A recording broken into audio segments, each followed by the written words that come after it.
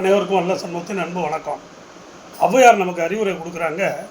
இரு தாரம் ஒரு நாளும் தேட வேண்டாம். நான் 2 மனைவிகளை தேடிக்காதீங்க. ரொம்ப சங்கட்டம். ஒரு மனைவியோட வாழ்கிறது அவ்வளோ பெரும் பிரச்சனையாக இருக்குது இன்றைக்கி இருக்கிற எக்கனாமிக் கண்டிஷனில். சம்பார்த்தனை வேணும், அதுக்கு பராமரிப்பு செலவுகள் இருக்குது, நல்லது கெட்டதுக்கு போகணும், நோய் நொடி பார்க்கணும். ஒரு மனைவி குழந்தை குட்டிகளை பெற்று வளர்க்கிறதுங்கிறது பெரிய பிரச்சனை. இதில் இருதாரம் தேடாதே அப்படின்னு சொல்கிறாங்க. இருதாரம் தேடிக்கிட்டு மகா அவஸ்தை, தூக்கமே இருக்காது. ஔவையார் சொல்கிறாங்கன்னா என்ன, இன்றைக்கி நேற்று நடக்கிற கதைங்களா அது? 2000 ஆண்டுகளுக்கு முன்பு நம்ம தமிழ் பண்பில் வரக்கூடிய ஒரு பண்பினுடைய கூறு அது. 2 தாரம் என்பதை தேடாதே அப்படின்னு.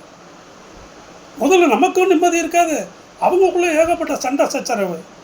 தென் பிள்ளைங்கள் முன்ன பின்ன பிறந்து சொத்து இல்லைன்னு வச்சுங்க, மண்டே பிச்சுக்க வேண்டியது தான். சொத்து இருந்தால் அடித்தடி, பகை, விரோதம். அதுக்கப்புறம் பல தலைமுறைக்கு போயிட்டுருக்கும் விரோதம். ஸோ இந்த விரோதத்தை தடுக்கவும், பகையை தடுக்கவும், நல்ல அந்யோன்யம், அன்பு, நிம்மதியை கொடுப்பதற்கும் ஒரு தாரத்தோடு போகிறோம். இரு தாரம் தேடாதே அப்படின்னு சொல்லி வள்ளுவர் சொல்கிறாங்க. நல்லா புரிஞ்சுங்க. நம்மள்கிட்ட இன்றைய லெவலுக்கு எக்கனாமிக் கண்டிஷன் இருக்குன்னு சொல்லி 2 தாரத்தை தேடிடக்கூடாது. நாளைக்கு எப்படி வேணாலும் ஆகும். ஆகையினால ஔவையார் என்ன சொல்கிறாங்களோ அதை தான் நம்ம ஃபாலோ பண்ணணும்.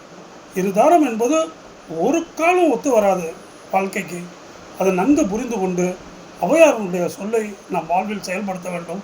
இருதாரம் ஒரு நாளும் தேடக்கூடாது. வணக்கம்.